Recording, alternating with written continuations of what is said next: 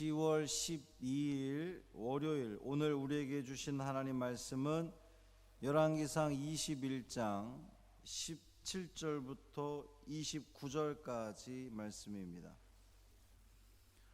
구약성경 554쪽 열왕기상 21장 17절부터 29절까지 말씀 함께 읽겠습니다. 여호와의 말씀이 디셉 사람 엘리야에게 임하여 이르시되 너는 일어나 내려가서 사마리아에 있는 이스라엘의 아합 왕을 만나라. 그가 나봇의 포도원을 차지하러 그리로 내려갔나니 너는 그에게 말하여 이르기를 여호와의 말씀이 네가 죽이고 또 빼앗았느냐고 하셨다 하고 또 그에게 이르기를 여호와의 말씀이 개들이 나봇의 피를 핥은 곳에서 개들이 내 피 곧 내 몸의 피도 핥으리라 하였다 하라. 아합이 엘리야에게 이르되 내 대적자여 네가 나를 찾았느냐? 대답하되 내가 찾았노라. 네가 네 자신을 팔아 여호와 보시기에 악을 행하였으므로 여호와의 말씀이 내가 재앙을 네게 내려 너를 쓸어버리되 네게 속한 남자는 이스라엘 가운데에 매인자나 노인자를 다 멸할 것이요 또 네 집이 느밧의 아들 여로보암의 집처럼 되게 하고 아히야의 아들 바하사의 집처럼 되게 하리니 이는 네가 나를 노하게 하고 이스라엘이 범죄하게 한 까닭이니라 하셨고 이세벨에게도 대하여도 여호와께서 말씀하여 이르시되 개들이 이스라엘 성읍 곁에서 이세벨을 먹을지라 아합에게 속한 자로서 성읍에서 죽은 자는 개들이 먹고 들에서 죽은 자는 공중의 새가 먹으리라고 하셨느니라 하니 예로부터 아합과 같이 그 자신을 팔아 여호와 앞에서 악을 행한 자가 없음은 그를 그의 아내 이세벨이 충동하였음이라. 그가 여호와께서 이스라엘 자손 앞에서 쫓아내신 아모리 사람의 모든 행함같이 우상에게 복종하여 심히 가증하게 행하였더라. 아합이 이 모든 말씀을 들을 때에 그의 옷을 찢고 굵은 배로 몸을 동이고 금식하고 굵은 배에 누우며 또 풀이 죽어 다니더라. 여호와의 말씀이 디셉 사람 엘리야에게 임하여 이르시되 아합이 내 앞에서 겸비함을 네가 보느냐? 그가 내 앞에서 겸비함으로 내가 재앙을 저의 시대에는 내리지 아니하고 그 아들의 시대에야 그의 집에 재앙을 내리리라 하셨더라. 아멘. 이 말씀 하나님 말씀입니다. 오늘도 말씀으로 이 하루를 시작하는 여러분의 삶 가운데에 하나님의 크신 은총이 함께 하시기를 주님의 이름으로 축원합니다. 거듭 말씀드리지만 오늘 상당히 중요한 날입니다.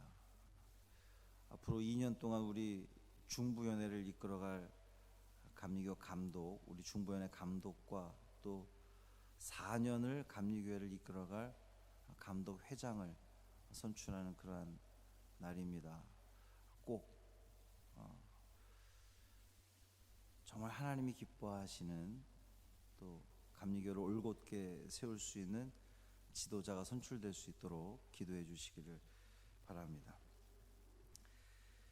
이스라엘 왕 아합이 나봇의 포도원을 빼앗았습니다. 이세벨의 계략에 따라 백성의 장로들과 귀족들을 동원해서 나봇에게 누명을 씌우고 또 거짓 증언자들을 세우고 그래서 결국 이 나봇으로 하여금 죽게끔 만들었어요.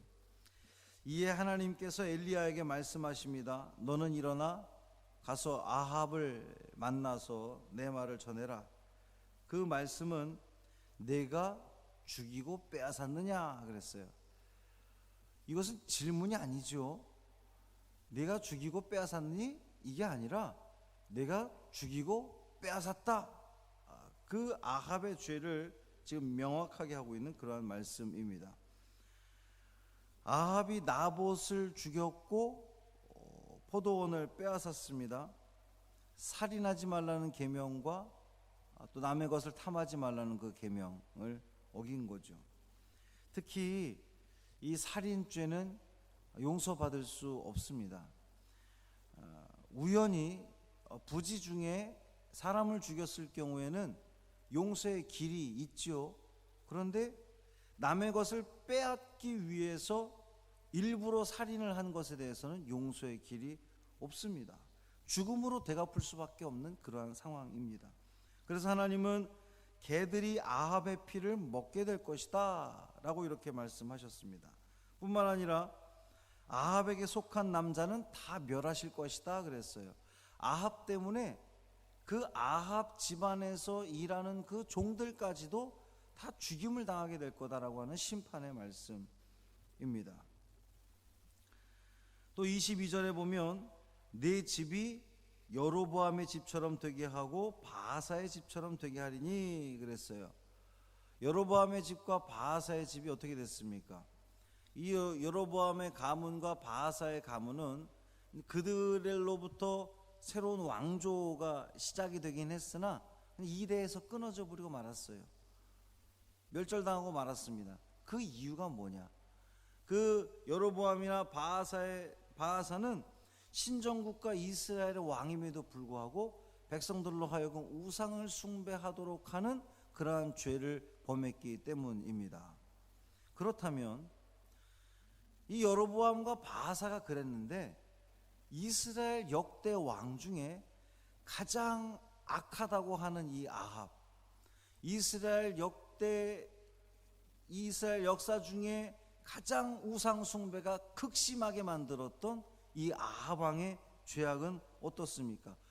이 여로보암이나 바하사보다 훨씬 더 그의 죄악은 무겁다고 이렇게 볼 수가 있어요. 그러니까 여로보암의 가문과 바하사의 가문처럼 이 아합의 가문 역시 그러한 결말을 맺게 될 거다라는 하나님의 심판의 말씀입니다. 또 이세벨에 대해서도 저주하기를 그들이 이세벨을 먹게 될 거다 그랬어요. 그런 저주를 받게 된 이유는 이세벨이 아합을 충동했기 때문이다 그래요. 이 대목에서 살짝 그럼 아합은 죄가 좀 면해집니까? 이세벨이 옆에서 충동했기 때문에 마치 좀 약간 아합으로 하여금 이렇게 살짝 포장해 주는 듯한 그의 죄를 조금 가볍게 해주는 듯한 그런 인상을 줍니다. 사실은 이게 열왕기 저자의 나름대로 또 의도가 있는 거죠. 이세벨이 아합을 어떻게 충동을 했습니까? 예로부터 아합과 같이 악을 행한 자가 없다 할 정도로 최악의 왕이었습니다.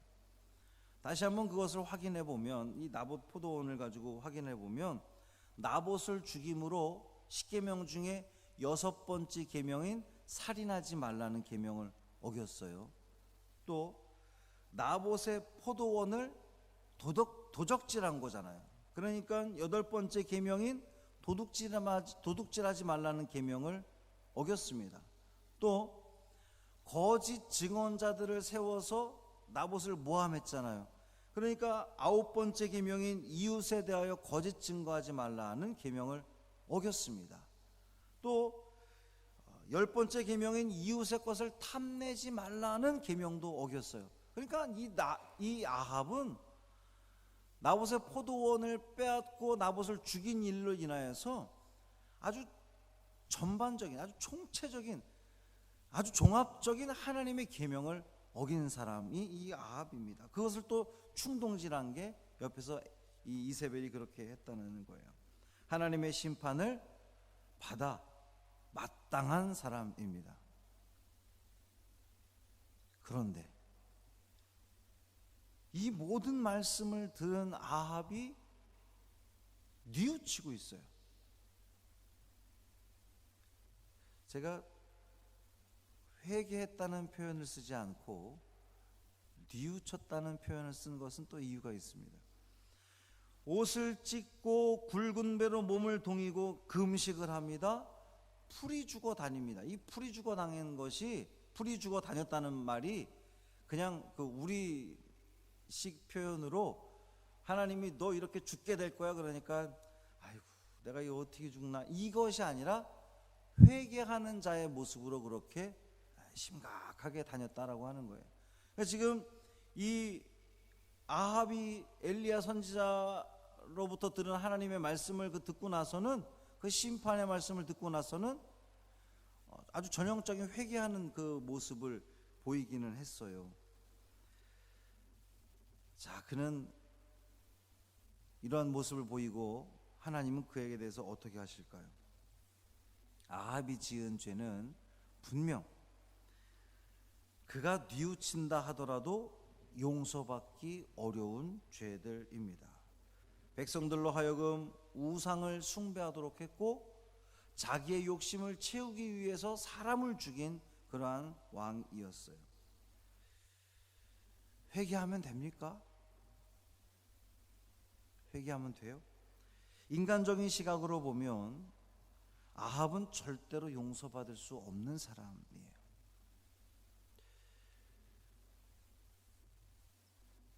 목사인 저도 말씀을 읽으면서 정말 지극히 인간적으로 이 차라리 아합은 회개하지 말고 뉘우치지 말고 그냥 하나님의 심판을 받는 것이 마땅할 것 같습니다.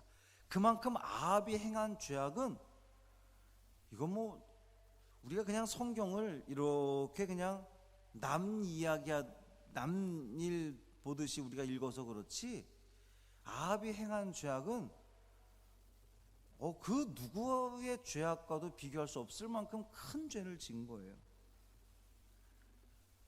그런데 그것은 어디까지나 인간의 생각이고 하나님은 그의 뉘우침을 받아주십니다. 그가 내 앞에서 겸비함으로 내가 그 재앙을 그의 시대에는 내리지 않고 그 아들의 시대에야 내리리라. 심판을 유보하신 거죠.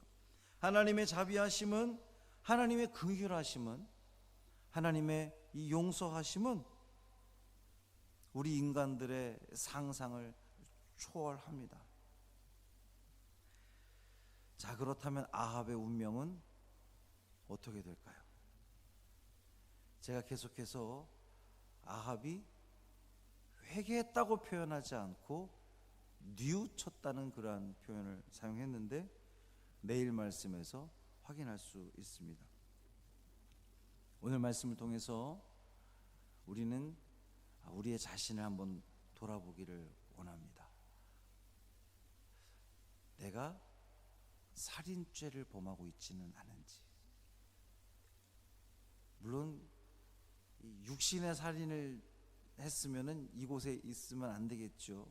그러나 우리가 어떤 그 물리적인 힘이 아니라 우리의 입술로, 우리의 마음으로 누군가에게 상처를 주고 그 사람을 죽고 싶을 만큼 괴롭게 한다면 그건 역시 커다란 죄라는 거예요. 남의 것을 탐하고 남의 것을 빼앗으려고 하는 마음을 먹는 그조차도 커다란 죄악이라는 겁니다. 오늘 우리는 하나님 앞에 정직히 행하는 오늘이 되기를 주님의 이름으로 축원합니다. 하나님이 보시기에, 사람들이 보기에 우리는 너무나 다 그렇죠, 우리 모두 다 그냥 멀쩡한 신앙인 같습니다.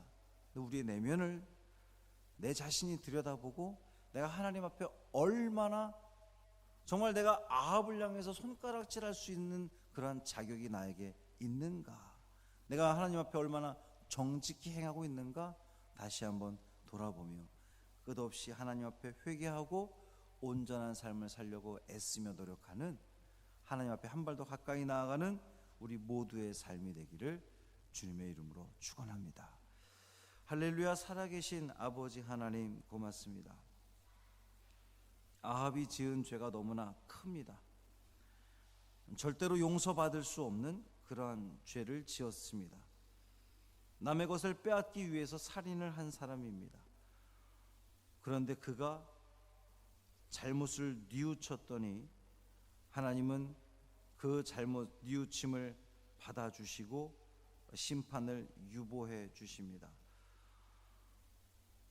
하나님의 그 넓고 크신 마음을 우리가 어찌 헤아릴 수 있으리요. 우리 인간의 생각은 그렇지 않은데 하나님은